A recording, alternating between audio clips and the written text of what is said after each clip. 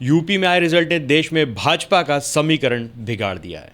अब भाजपा अपने बलबूते पर सरकार नहीं बना पाएगी और उसे सहयोगी पार्टियों का साथ लेना पड़ेगा।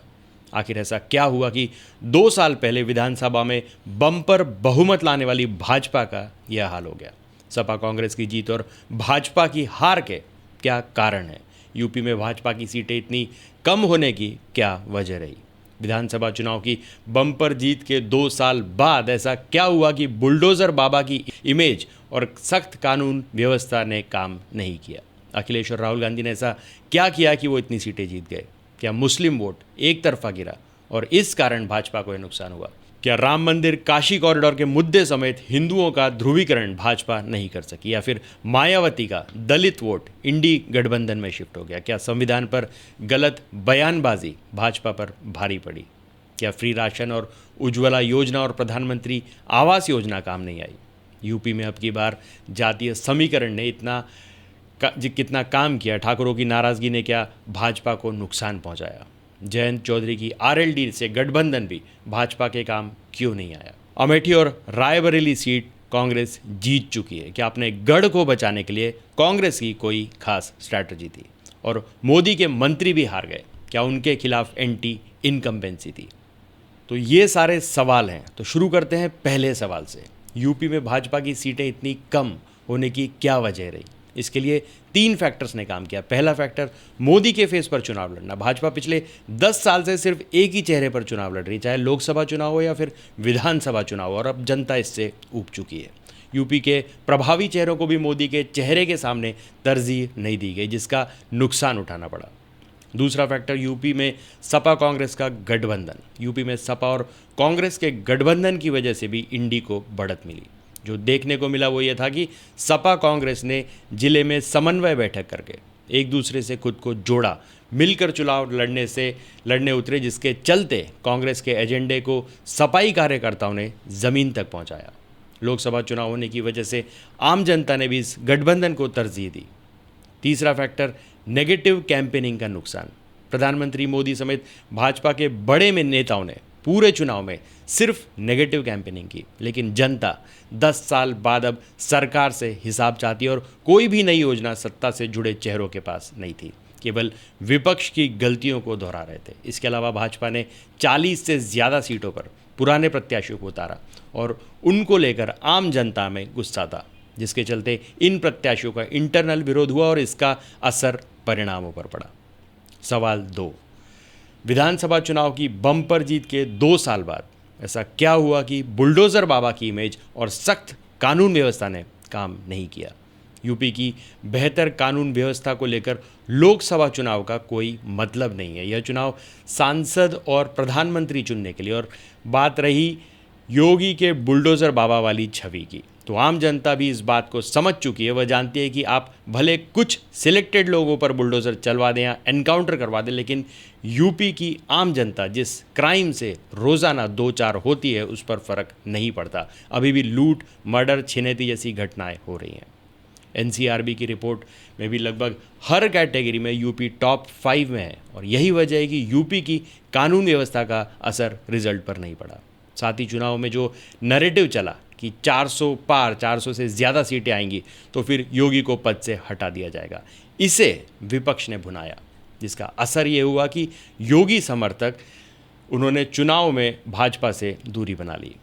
सवाल 3, अखिलेश और राहुल गांधी ने ऐसा क्या किया कि इतनी सीटें जीत गए? इसके 4 कारण बताए जा रहे हैं। पहला, युवाओं पर फोकस। यूपी में 20.41 लाख नए वोटर हैं। ऐसे में राहुल गांधी और अखिलेश यादव ने युवाओं को अपने एजेंडे में प्राथमिकता दी। इंडी गठबंधन ने प्रत्याशियों के सिलेक्शन में भी युवा चेहरों को प्राथमिकता दी। हर रैली में अखिलेश यादव और राहुल गांधी ने बेरोजगारी, नौकरी, अग्निवीर और पेपर लीक का मुद्दा अंत तक उठाए रखा, जिससे ज़्यादातर युवा कनेक्ट हो सकें। यादवों के नेता का ठप्पा हटाया। अखिलेश यादव ने पूरी यूपी में सिर्फ अपने परिवार के 5 यादवों को टिकट देकर अपने ऊपर से यादव नेता का ठप्पा भी हटाने की कोशिश की। मुस्लिम तुष्टीकरण का आरोप नहीं लगने दिया। मुस्लिम तुष्टीकरण के आरोपों से बचने के लिए अखिलेश यादव और राहुल गांधी ने पूरे यूपी में सिर्फ 6 मुसलमान कैंडिडेट उतारे। जातीय समीकरण के मुताबिक प्रत्याशियों के चयन को भी ध्यान में रखा। कई सीटों पर प्रत्याशियों के चयन में इसका ध्यान रखा गया। उसकी जाति के वोट बैंक पर आसपास की सीटों पर भी प्रभाव पड़े, ऐसी स्ट्रैटेजी सेट की गई। नेगेटिव एजेंडे से दूरी बनाई। राहुल गांधी, अखिलेश यादव ने पूरे चुनाव में नेगेटिव कैंपेन से दूरी बनाई रखी और भाजपा की ओर से लगाए जा रहे आरोपों को अनसुना कर दिया और अपने ही एजेंडे पर टिके रहे। चौथा सवाल यह है कि क्या मुस्लिम वोट एक तरफा गिरा और क्या इसका कारण भाजपा को यह नुकसान हुआ। मुस्लिम वोट एक तरफा इसलिए गिरा क्योंकि भाजपा चाहे जितना भी सबका साथ सबका विकास का है, लेकिन एंटी मुस्लिम की छवि तो उसकी बनी हुई है। मंच से भी भाजपा नेताओं ने मुसलमानों को लेकर कई ऐसे बयान दिए जिन्होंने उन्हें एकजुट कर दिया। साथ ही इस बार सपा के साथ कांग्रेस गठबंधन में भी इसलिए मुसलमानों का एक तरफा वोट गिरा। 2019 के चुनाव में सपा बसपा गठबंधन को मुसलमानों का एक तरफा वोट नहीं मिला। पूर्वांचल के कुछ इलाकों में मुख्तार की मौत का भी असर हुआ, जिस कारण से मुस्लिम एकजुट हो गए। आजम खान के पूरे परिवार पर कार्रवाई भी इसी नाराज़गी का हिस्सा रही। गुस्से का अंदाज इसी से लगाया जा सकता है कि बसपा के 80 में से 23 सीटों पर मुस्लिम प्रत्याशी उतारने के बाद भी मुस्लिम का एक तरफा वोट इंडी गठबंधन को मिल गया। पांचवा सवाल, क्या राम मंदिर काशी कॉरिडोर के मुद्दे समेत हिंदुओं का ध्रुवीकरण भाजपा नहीं कर पाई। राम मंदिर और काशी कॉरिडोर बनाकर भी भाजपा हिंदुओं को आकर्षित नहीं कर पाई। 47 सीटों पर भाजपा ने अपने प्रत्याशियों को दोबारा उतार दिया और इसका नुकसान हुआ, जिसके चलते अयोध्या में लल्लू सिंह हार गए और वाराणसी में मोदी की जीत का अंतर कम हुआ। इसके इतर अपने धर्म के नाम पर घरों से निकले मुसलमान अपने घरों से निकले इंडी गठबंधन को एक तरफा वोटिंग की। वहीं हिंदुओं की वोटिंग का ध्रुवीकरण भाजपा के समर्थन में नहीं हुआ और दूसरी तरफ अखिलेश यादव की सोशल इंजीनियरिंग काम कर गई। अब कहा जा सकता है कि यूपी में राम मंदिर और काशी फैक्टर ने भी काम नहीं किया। छठा सवाल, मायावती का दलित वोट इंडी गठबंधन में शिफ्ट हो गया।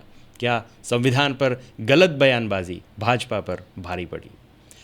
संविधान को लेकर अयोध्या में सांसद लल्लू सिंह ने बयान दिया था कि सरकार ने 275 सांसदों से बन जाएगी, लेकिन संविधान बदलने के लिए ज़्यादा सांसदों की ज़रूरत होगी, तभी संविधान बदल सकता है।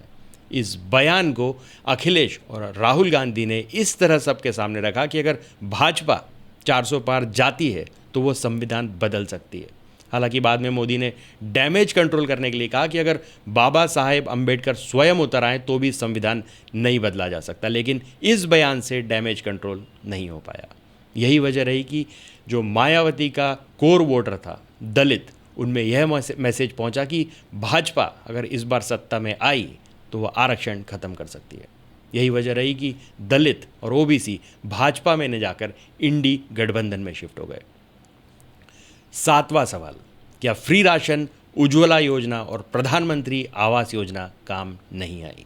कोरोना काल में कई सारे लोग बड़े स्तर पर बेरोजगार हुए और इस डैमेज कंट्रोल के लिए फ्री राशन की सुविधा दी गई। हर साल यह योजना बढ़ती रही। उज्ज्वला योजना और प्रधानमंत्री आवास योजना भी काम नहीं आई।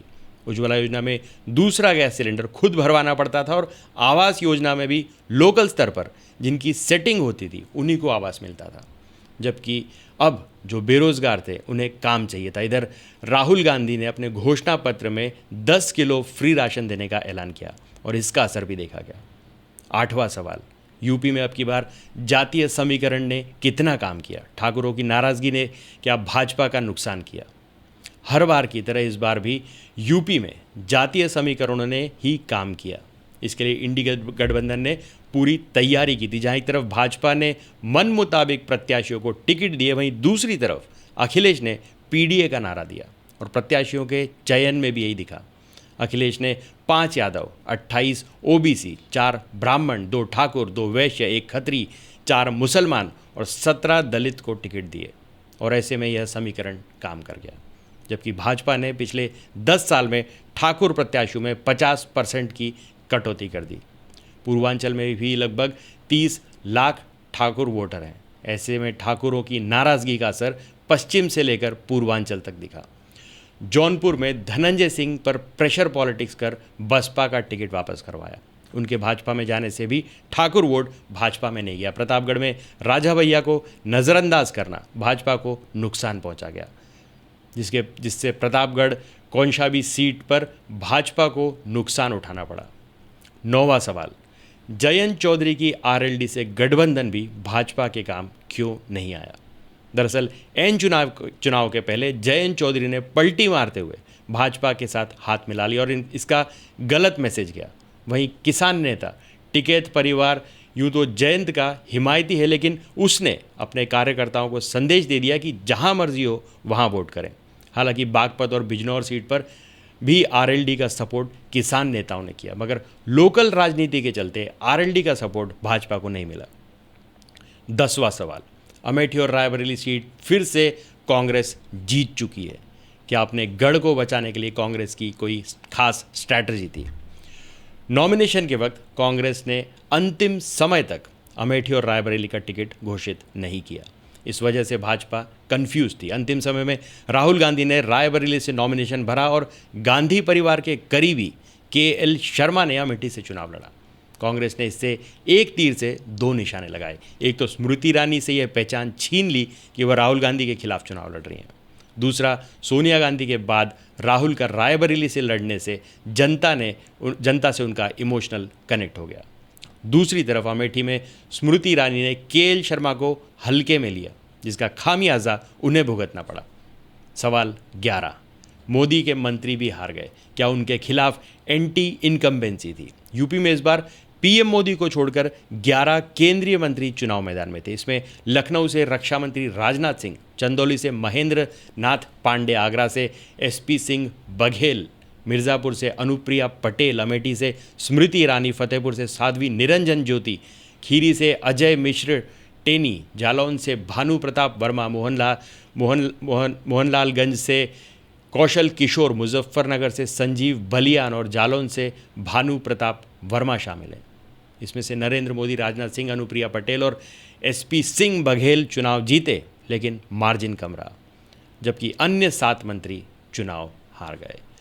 तो आज के इस विश्लेषण के लिए इतना ही। तब तक के लिए हंसते रहें, मुस्कुराते रहें, स्वस्थ रहें, व्यस्त रहें और मस्त रहें। और जी हाँ, चैनल को भी ज़रूर सब्सक्राइब करें। धन्यवाद।